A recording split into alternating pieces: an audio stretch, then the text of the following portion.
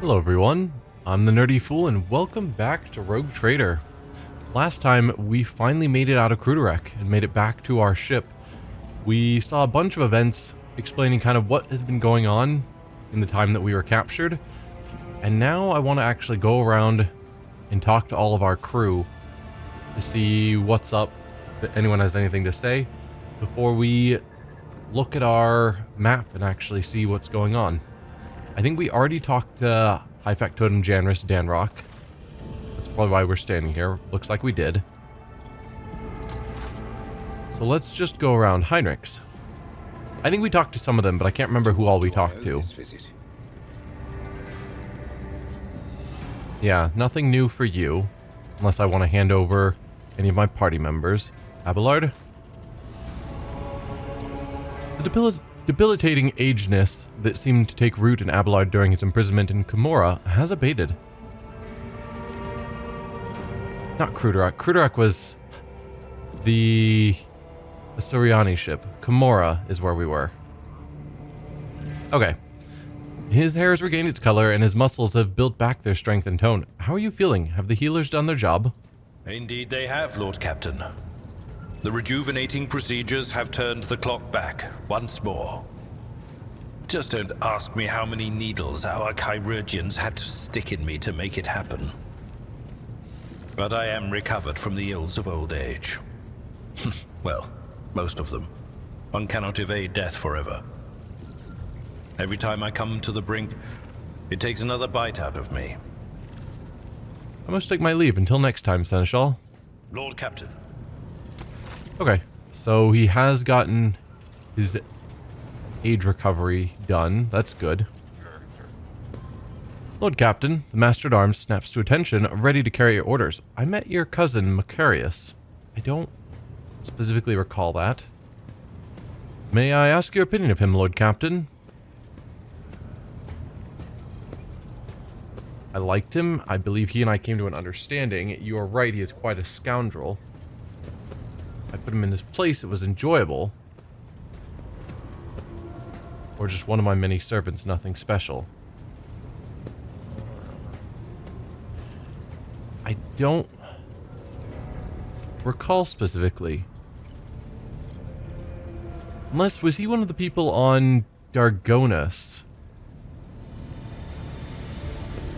That would have been a while ago. But I think there was some Sourbacks there.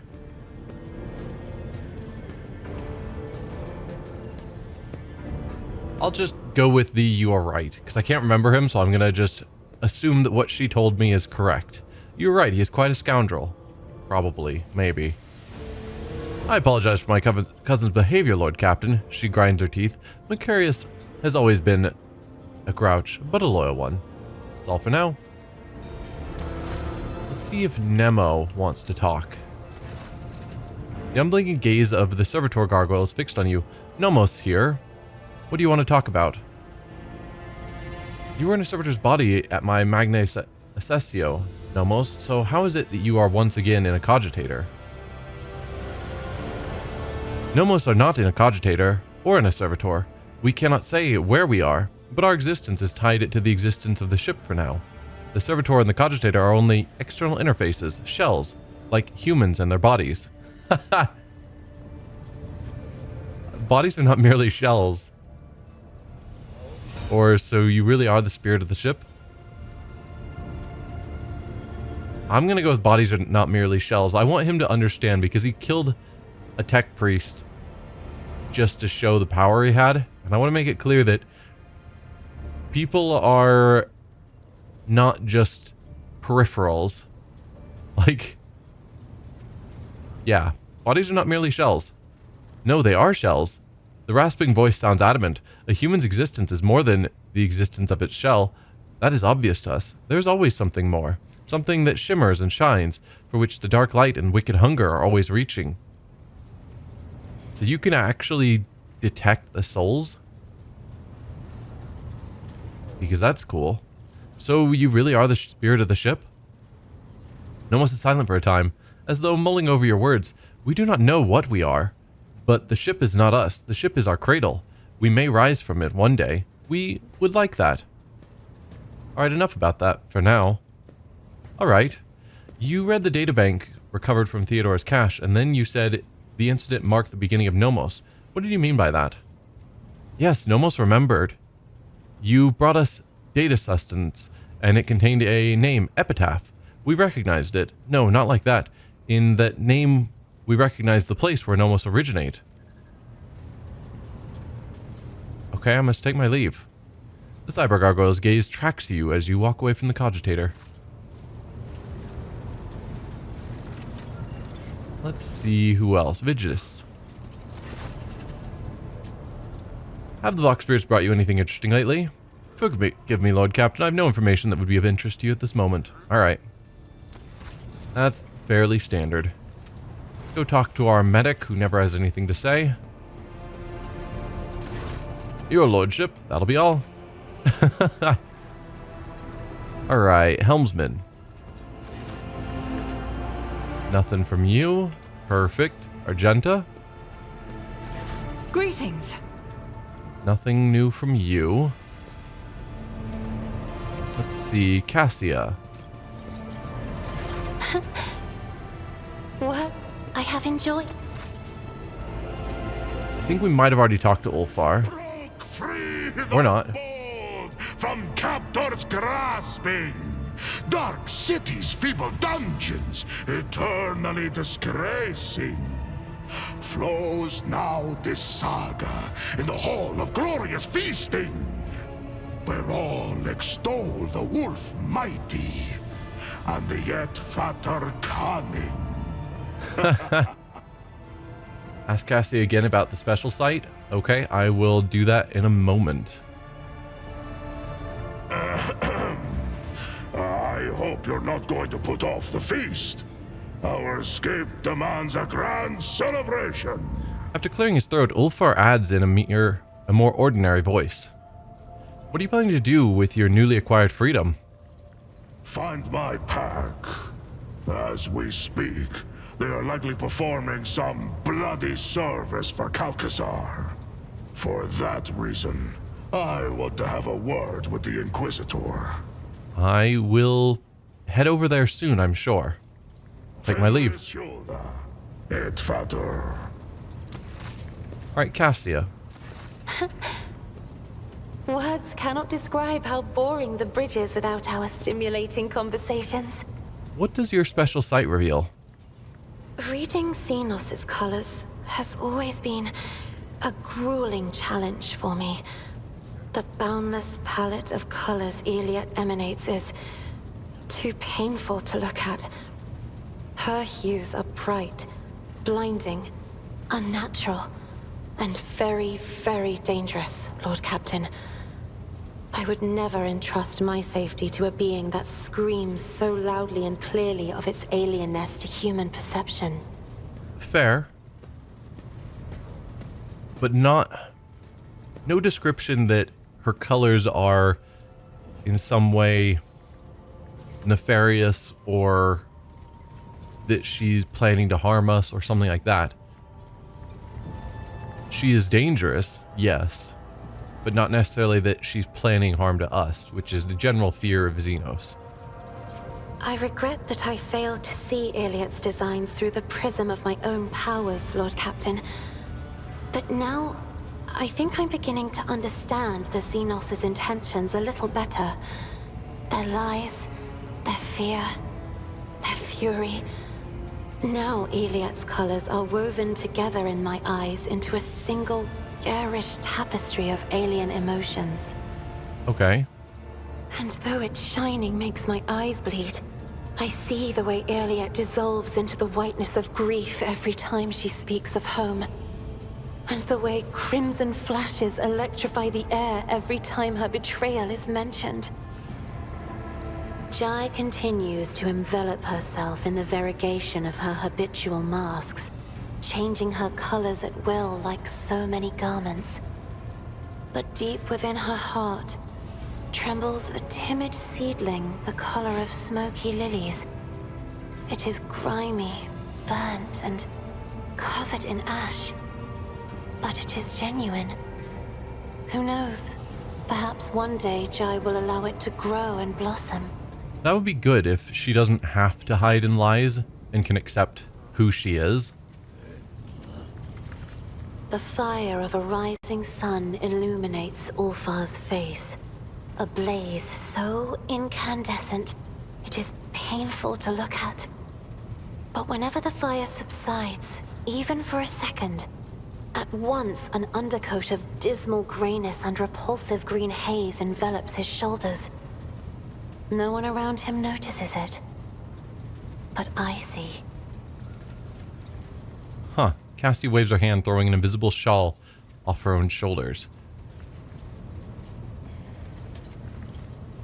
Dismal grayness and repulsive green haze.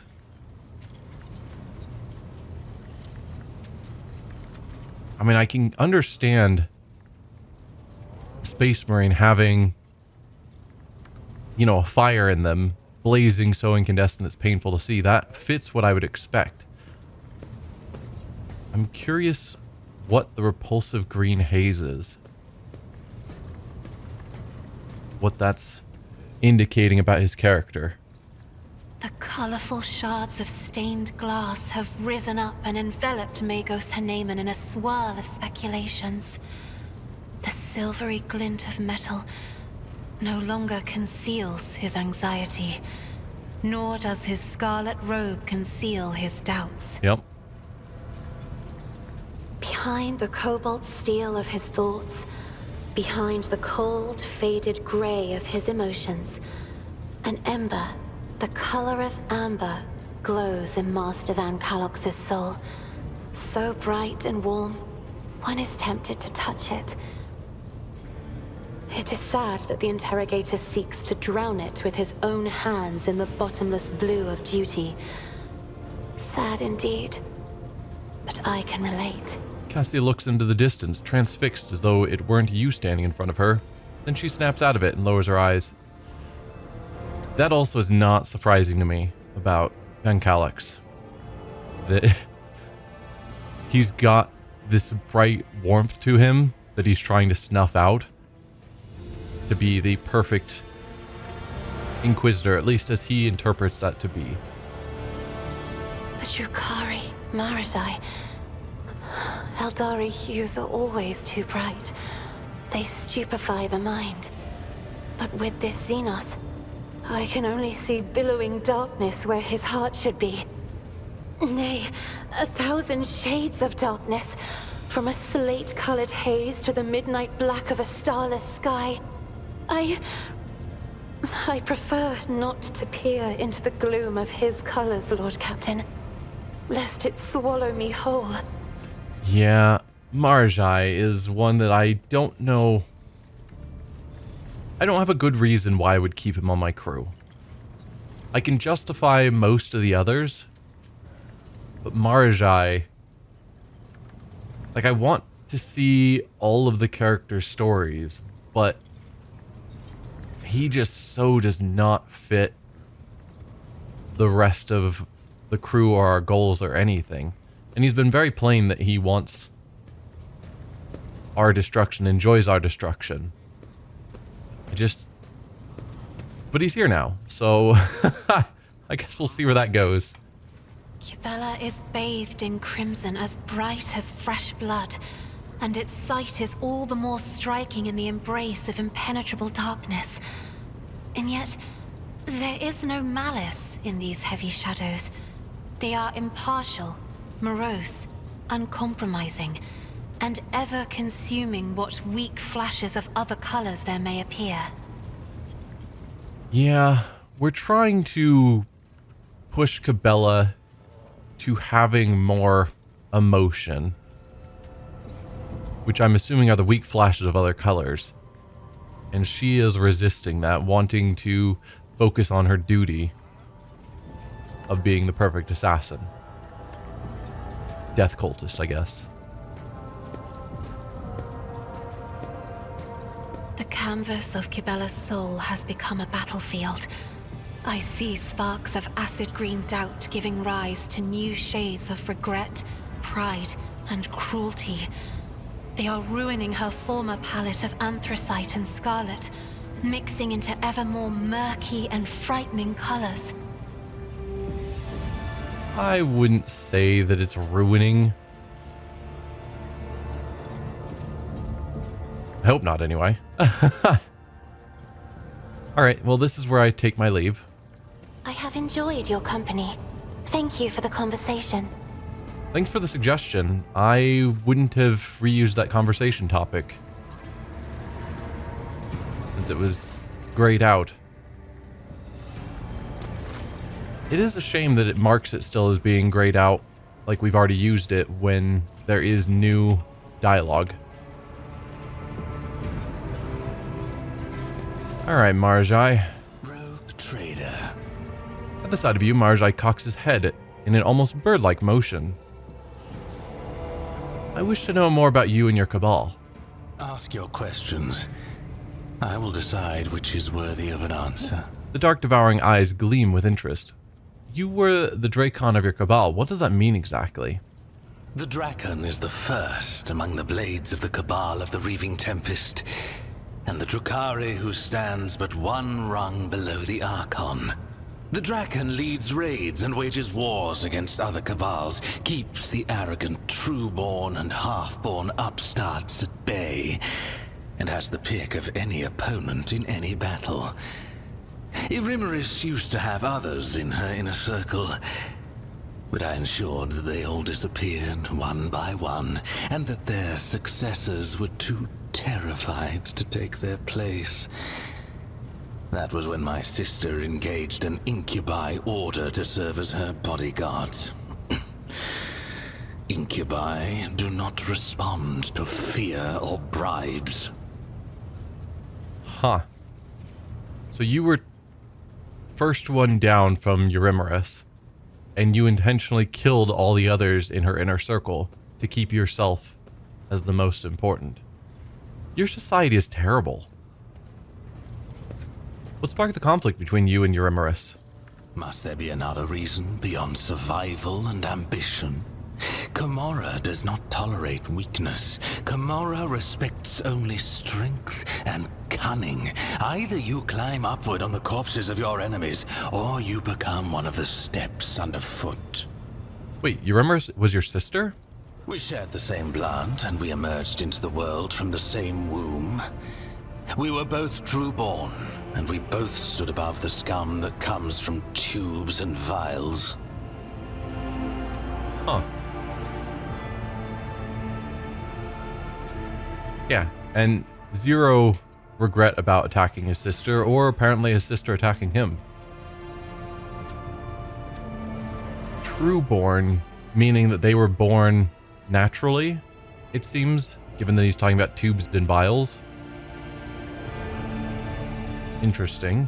How is it that the great and terrifying Marjai was only the Dracon, or Drakon, of the Cabal and not its Archon? Keep your arrogance in check.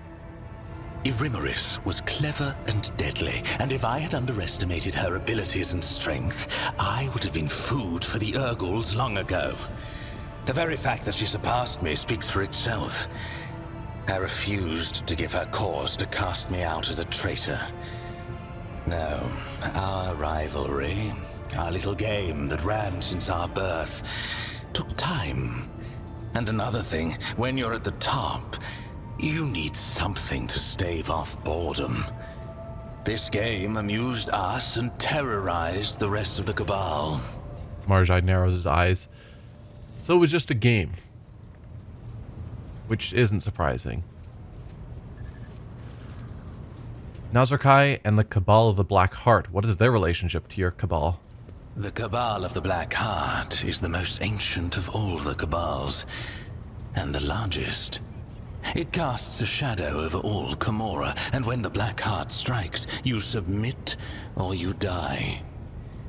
The Reaving Tempest was not prepared to perish, so when the Black Heart's shadow stretched as far as us, Irimeris' predecessors chose to bend the knee and become their vassals. Makes sense. Irimeris never liked the Cabal's subordinate position. Her words, and sometimes her actions, directed against the Black Heart, prompted whispers of discontent and fear among those who served her. I was not willing to renounce the protection of Asdrubal Vekt's own cabal. If I had succeeded in overthrowing Arimaris with Nazrakay's aid, many within the Reaving Tempest would have supported me. Okay. Cervantius the Arch Machinator. What is your connection to him? Cervantius was Irimaris's ally, not mine. The Reaving Tempest is his patron, and patron also to the witches of the arena. I have had cause to seek out his artistry several times, and each time with difficulty. Of late, he's been gone from Camorra more often than he's been in it. He was probably in one of his lairs where he hides his other experiments and creations. Do you have any idea where his other layers might be? After Tivantius quarreled with the witches and was stripped of the Cabal's protection, his havens in Camorra were turned into a deadly trap. I imagine they've been ransacked and destroyed by now. His other hideouts may be somewhere in the tangle of the webway, or in real space. But that last possibility is madness even for a homunculus. Hey Zenzu, welcome. What do you have need of his expertise? Or when did you have need of his expertise? When the grotesque of a rival cabal ripped my arm off at the shoulder, when I needed a substance to wring the truth out of you in the Obsidian Court, when I had personal desires that only a master of flesh could satisfy. You got your arm ripped off. I mean, the grotesques that we fought were a bit tough. But yikes. What personal desires? You are just dying to know, aren't you? Marjai folds his arms and gives you a pointed smile. Alright, that's enough about the homunculus. Marjai nods. The more I listen, the more it seems that for proud Drukhari, you very much enjoy submitting. Wow. Wow. That is probably not something he's going to enjoy hearing. You call yourself Trueborn, what does it mean? You speak low Gothic, knowing your kind, I cannot believe you learned it willingly. Let's ask about that. It was a punishment. One of my raids was not as successful as it should have been, and Irimaris ordered Tivantius to forcibly implant the knowledge of the repulsive monkey language into my mind. Supposedly so that I could at least benefit the Cabal by coaxing the monkey into their cages. 5 days I spent under a cerebral burner in the Spire's main hall. To the delight of Irimaris's entourage, I dislocated every joint, struggling in agony against my shackles. But I would endure it all again to expel this poison from my head. You learned all of our language, all of Low Gothic, in 5 days? That is an impressive torture device, but also learning device. You call yourself a Trueborn. What does that mean? It is a caste in Camorra. Noble Drukhari born under certain circumstances. Their cradle before birth was not an amniotic gestational tube, but a living womb. Carrying a fetus for such a lengthy term is as good as a death sentence for a female Drukhari. She is too vulnerable to her enemy's attacks, and she is of no use on a raid. In Camorra, only the most powerful Drukhari, who are able to surround themselves with the best protection, can allow themselves such an extravagance. Wow. Your society sucks. Farkaza Aziriesh, poisoner of Azdrujar, and Shaimish's elect, was one such exalted leader of the Drukhari. The result was worth the effort. Marjai casually waves a hand, inviting you to admire his person. So, the question I have, you speak of this extravagance of being born the natural way, but does it make you any better in any sort of manner? I mean, obviously, society treats you as better, but to go through such dangers and extravagance, are the children in some way stronger for having been born the natural way? Because I wouldn't think so. Genetically, you're probably still the same. I would assume their amniotic gestational tubes are designed to be as good, as close to the normal thing as possible. So if it ends up with children that are exactly identical, except society treats them different, then that feels like a lot of danger that you're going through for no real tangible benefit. Alright, I'm going to use the submitting line. For Prodigious, you very much enjoy submitting. An amusing example of a primitive mind. Any Drukhari towers over any monkey, and we do not conceal our attitude to livestock, but my Kabbalite kin. Every one of them should be treated with caution, and those who have already demonstrated their power and might are a deadly threat in their own right. I do not revel in submission. I accept things as they are. And I wait until a point of weakness reveals itself and calls to my blade. Marja's eyes narrow, and he stares at you for several seconds as though he's trying to bore a hole right between your eyes. Yeah, see, that's why I don't want him on my ship. He accepts things as they are and waits till a point of weakness reveals itself and calls to his blade. Right now, he is subservient to us due to necessity. But the moment he thinks he has a good time to strike, he's going to.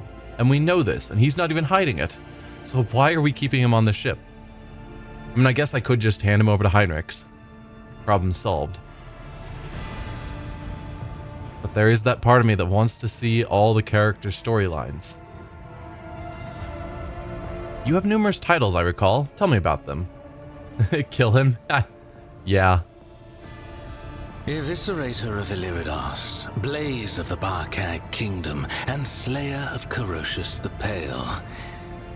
Illiridas was a world inhabited by our distant Eldari cousins, until I led a reaping raid there.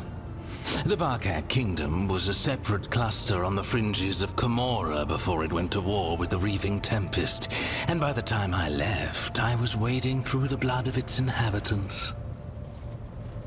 So I'm assuming distant Eldari cousins means something like Irliet, a different branch, not the Drukhari. And lastly, Koronus the Pale. He was an ancient homunculus who betrayed the Azuriesh at the behest of another cabal. That was not a military victory, but a personal one. In his attempts to make himself invincible, Koronus had sown inside himself the deadliest creatures from the depths of Komora. It did not save him. I cut out every one of his 8 hearts and sent them to his former coven as a warning to the rest. Brutal. I see. Are you sure? I wish to know more about your kind. For a second, the corner of Marjai's mouth quirks upward in a sneer. I wish to know more about your kind. What exactly do you want to know? In what way do your kind differ from the craft world Eldari? He is going to say this in the most disparaging way he can manage, clearly. In all ways. The Asuriani are feeble shadows of our ancestors. We are their true inheritors. The Asuriani hide from she who thirsts behind their paths, relying on the visions of their precious far-seers, who are blind to the reality around them. We Drukhari laugh in the face of the unknown. We thrive off the carnage and pain we inflict. You're kind of obsessed with pain. Why? Because the ecstasy of suffering is the highest form of pleasure, accessible only to superior beings. By your very nature, creatures like you are incapable of knowing such gratification. You lie. Drukhari cannot survive and escape the pole of chaos except by feeding on the suffering of others. Careful. My tolerance for such remarks will run out eventually, even given your depressingly simplistic mind and non-existent instinct for self-preservation. Marjai's mouth stretches into a wide feral grin. I mean, it's a true statement. So, the fact that he doesn't like it, it's like, well, it's true. You guys need pain and suffering in order to stay away from Slaanesh. Why do the Drukhari hide in the webways? Why not live in real space? Watch it. It is Monkey who run and hide, not our kin.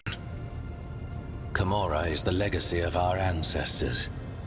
They found a way to penetrate the tangle of the webway and move through its twisting labyrinths. Few would hazard to travel in this splintered kingdom, let alone erect bastions in it. The Drukhari are the only Eldari who do not fear the horrors of the webway. For every peril we overcome makes us stronger. It's a decent spin, but to some extent they are hiding. Because they recognize that their empire is on its way out. The 40K galaxy has had a series of empires ruling it over time. And the previous empire that ruled and was the strongest was the Eldari. But then with the creation of Slaanesh, their empire is cracked and fallen and fading, and humanity is in the process of rising up to be the most superior empire at the moment. So, yeah, to some extent they are hiding because their empire is fading. Marjai sounds sincere, but it is clearly his truth that he is speaking. Something in his face makes you think there is another reason why the Drukhari race chose such a tumultuous dimension to be their home. I keep hearing the name Arubale Vecht. Tell me about him. No. No one speaks of the Overlord of Komorra without good reason. Amusing you is certainly not reason enough. Ha! A subtle shift occurs in Marjai's face, as if a shadow has fallen across it. I mean, he has his standards of what he'll talk about and whatnot. That's fine. I think that will do. Perhaps. What else? What do you plan to do next? I must adapt to my new circumstances. And to this bucket that you monkey call a void ship. These alloy bulkheads. So primitive. Marjai glances around the bridge. For a moment, you think you detect uncertainty in those mocking eyes. Alright, I'll take my leave. Then go. I will find something to amuse myself with.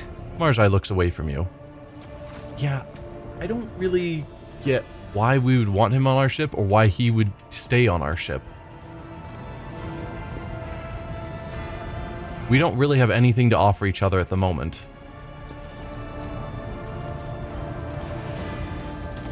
You are spoiling me with the splendor of your presence again, Shireen. Have you decided to treat your soul to the fruits of my eloquence? Or do you wish to discuss business with the newly appointed owner of a Mercatum Tabula Officiale? It's not really new anymore. It's been a while. Anyway, I'll see you later. Oh, I have no doubt you will.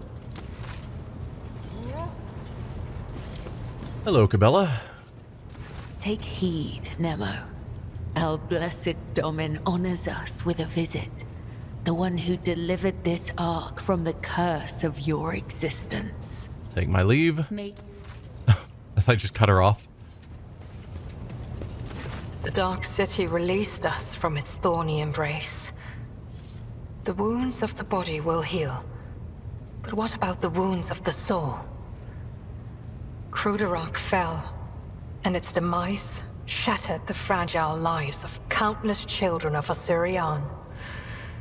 Scattered across this part of the galaxy, hounded by the monkey, pursued by the Dark Cousins, imprisoned by the servants of She Who Thirsts. Elit's hand brushes against the crimson stone embedded in her chest plate. He should literally go insane unless he regularly tortures crewmates. Yeah. Yeah. I hadn't considered that, but yes. I believe he needs to regularly be doing torture and whatnot to stave off Slaanesh. And if he's doing that to my crew, then that's more reason to get him off my ship. Yeah, not sure how the game's going to handle that. Hatred is strangling me like a snake, and fear is coursing through my body like a burning poison. For the path I chose is leading me down the roads of failure. I can neither hold back my grief nor rein in my anger. And yet, I am powerless to stray from my path.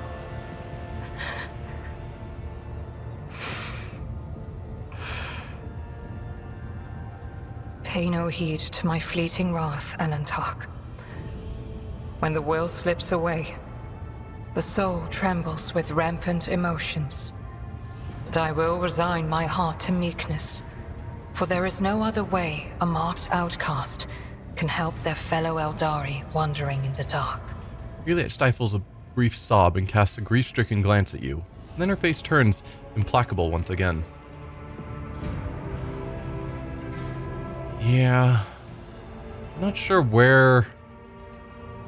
what she's supposed to do now. She's an outcast, but basically all of her people are gone. I guess continue trying to find them. Hopefully build a society for them. His last line is that he's going to amuse himself. Hint, it isn't chess. Again, if we catch him torturing my crew, then I don't know. Currently, to my knowledge, he hasn't. And so currently, I don't yet have a reason to kick him off besides he's evil Xeno. You know. Many terrible things happened in Kamora. Are you alright? I found myself in the Dark City after following the twisted roads of truth and lies. And although the truth blossomed like an ugly bud and scratched my soul with its thorns, I did find the answers to my questions. Those who come back from the dark of the webway will never be the same. But it is we who change while the surrounding world remains imminent. This thought gives me strength. Juliet's words fall quietly, almost weightlessly. Krudrak suffered an unenviable fate. I am sorry that your world is lost. I have no need for your sympathy, Alantark. Besides, neither Monkey nor my dark kin found the decaying remnants of Kruderak. Perhaps all is not lost. Perhaps we may yet bring back what has been taken. Juliet's gaze dimly wanders the bridge, but the corners of her lips twitch traitorously upward and her features soften. It's possible that some amount of your craft world is still surviving with survivors on it. Unlikely, but possible. What will happen to the seer now? As soon as Eklendil gathers his strength, he will depart the Lilithon through the Webway Gate. Do not ask where his path takes him. He follows the road of his own destiny. It is as it should be. Okay. So where does the path of the outcast lead you now? On the trail of a monkey called Caligos Winterscale. Even a worm may harm a wounded tiger by bringing infection into an open wound. And the wounds of my people have been bleeding ever since Kruderak's demise. The spirits of my kin need a poultice, a hope, not the executioner's sword already poised to fall. Well, I'm sure at some point we are going to run into Caligos Winterscale. He's one of the other rogue traders. And I think that's the direction we're supposed to go. We need to meet with the Inquisitor to find out what's going on, which I think we need to go to Footfall for that. And then the other two rogue traders were kind of off doing their own random things, not helping with the chaos going on in the sector. And we'll probably need to meet with them and rein them back in. I'd like to ask some other questions. You may try. Or apparently I just want to take my leave.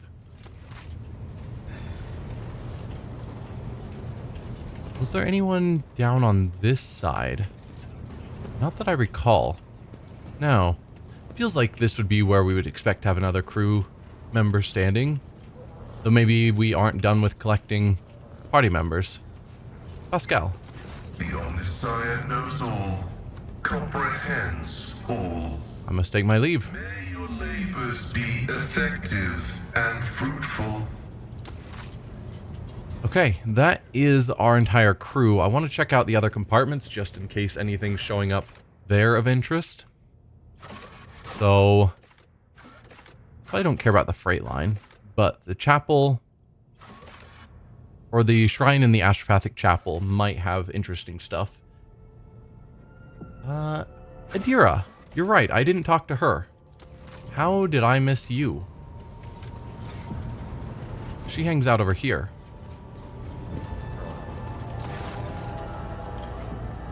When Adira sees you, her lips curve into a smile and she nods at something over your shoulder. Have you discovered anything more about the door from your visions? No, Lord Captain, not a thing. And I'm wandering from bay to bay, scaring the crew. But don't worry, I'm sure that as soon as we get close, well, there'll be no mistaking it. I'd like to hear your augury, Adira. What awaits me in the future? All right, let's hear what they're whispering about you. Adira laughs, rubs her hands together, and suddenly freezes with a vacant smile on her face, her head slightly tilted. You feel goosebumps appear on your skin, and your color begins to waver ever so slightly, as if moved by a breeze from a half-open door. The stone visage of the Emperor is fearsome, but it does not see the flames at his feet. The brow of the one who calls herself his retribution is crowned by an orbital halo of corpses. But they do not all burn the same. Cold calculation can break even righteous anger. There is a canister of promethium at your feet, and where to pour it is your decision alone. Huh.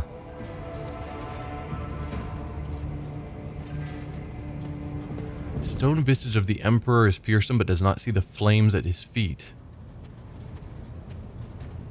The brow of the one who calls herself his retribution is crowned by an orbital halo of corpses. That's talking about, I'm guessing, the... it's the rogue trader. What's her name? Not Winterscale, because he's the one who's been just going around killing stuff. She's the one who is trying to force everyone to follow the Emperor, but going a bit crazy about it. They all burn the same. Cold calculation can break even righteous anger. Okay. In the labyrinth of a strange world, vengeance is served in procession. An eye for an eye. The spilt blood of those who see leads to revenge against those who were blinded. And drawn by the scent, a sickened beast comes running, baring its teeth. Its taming is a sham and leads to a crossroads. Wash out the poisoned blood, revel in it, or soak the earth in scarlet. Sickened beast baring its teeth might be referring to the other rogue trader, Winterscale, who is, from what we know, just violently going on hunts and slaying ever more dangerous beasts for the fun of it. I don't know about the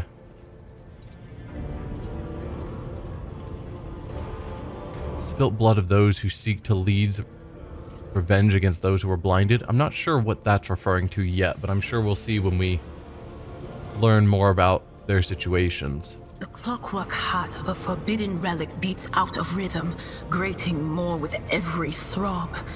He who started on your path with you will make way for daybreak. In the foundry depths, a devastating blade is forged, one that you cannot hold. To unsheath it is to call down doom and destruction. That might be talking about Nomos. clockwork heart of a forbidden relic.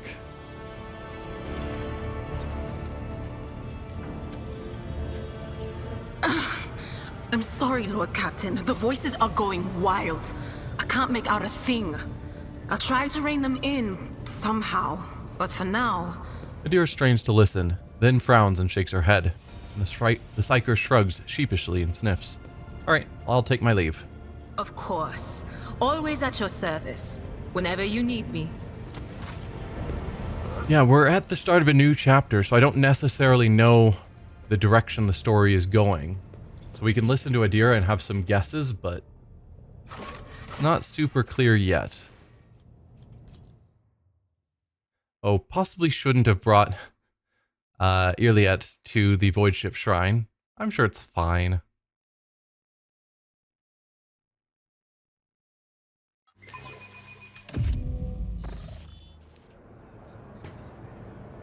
Oh, we've got a prayer session going on right now, it looks like.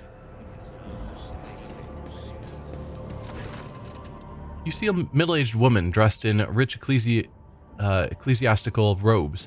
Her features are large and unsightly, but her majestic posture and commanding gaze, coupled with her gleaming gold regalia, make her an imposing figure. Are you the new ship's confessor? So she came in after we dealt with was his name Nemesis? Maybe not. That whole situation where there was rebellion going on in the ship. Are you the new ship's confessor? Confessor Arabella Boland, your lordship of the Calixian Lesser Bolans. It is an honor to be welcomed aboard your vessel. You may entrust me with your crew, for I am a lifelong missionary and preceptor. I was drawn to serving the faith from a young age, and I've been fortunate enough to have studied under some of the most doctrinally rigorous mentors in the Expanse. How are you enjoying your new position? Never before have I served on a ship, but the faith in him must be uniform and consistent with the creed in every place, must it not? I see much unorthodoxy in the life of the Voidsman, but by the Emperor's grace, I will rekindle the light of his teachings until it banishes the shadows from your subjects' hearts. And of course, I will see to it that your name is always upon the lips of the Expanse's faithful. Servants of the Ecclesiarchy must stand together in this grim hour, and news of your pious deeds, loudly proclaimed, will contribute to this. Let our faith unite us in the face of trials ahead. Gain 2,500 faction reputation. That's cool. How will the spiritual life of this vessel change? My predecessor was a heretic, and only the Emperor knows how many blasphemous thoughts he managed to instill in the minds of his congregation. I will start from nothing, as if I were arriving on a world unfamiliar with the creed, and from there I will rebuild the citadel of faith aboard this vessel. Within 1 year, you'll be surrounded by the righteous. Sounds great. I must take my leave. While we're here, let's say a prayer so that we get some buffs, and also it's fitting for what we would do. You immerse yourself fully in prayer and feel the presence of something greater.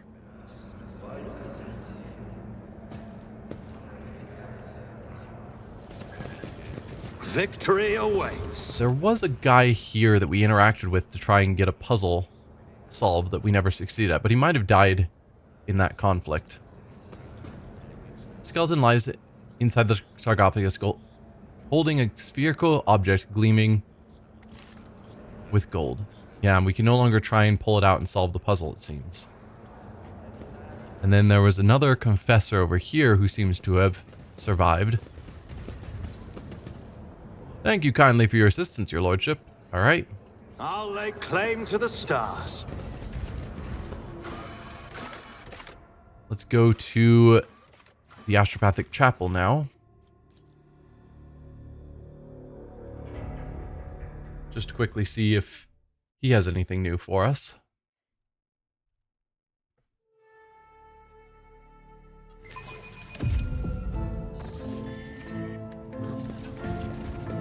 We were just gone from the ship for a very long time, and so I'm just assuming that everyone might have something to say. But you do not, Zachary Wise. We'll speak later, Choir Master.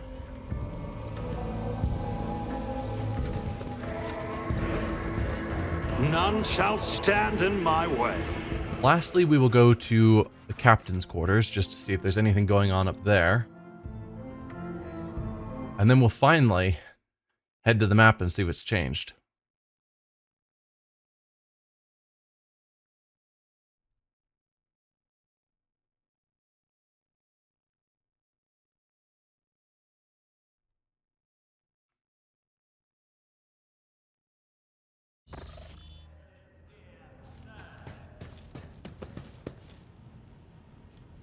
Did we already have you here?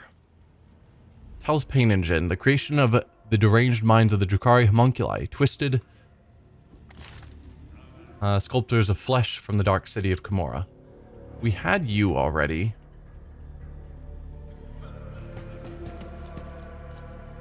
The cracked helmet of Eldari Xenos is a reminder of the victory over the enemies of humanity on the world of Janus. Blade of the Drukhari Xenos is one of the trophies taken from the bodies of the enemies during the defense of Dargonus. We already had that. Don't know you necessarily. Mask of Aurora. Right. From Rykad Minoris. Diffused explosive. Yep. Hey, and there's our portrait that we replaced. Finally. The majestic portrait painted by a skilled artist greets guests who have been granted permission to enter the Lord Captain's quarters.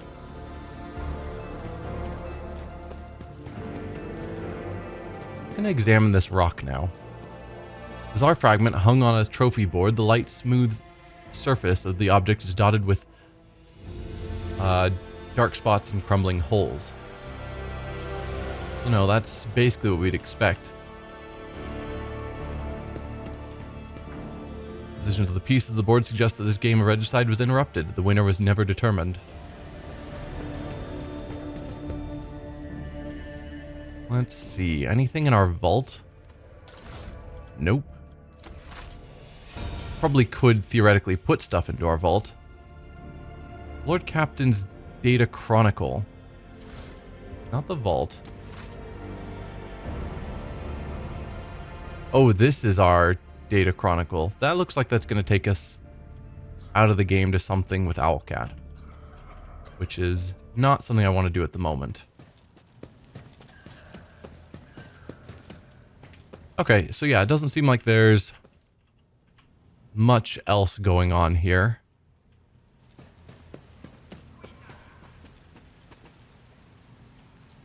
Fair enough. Had to check, of course.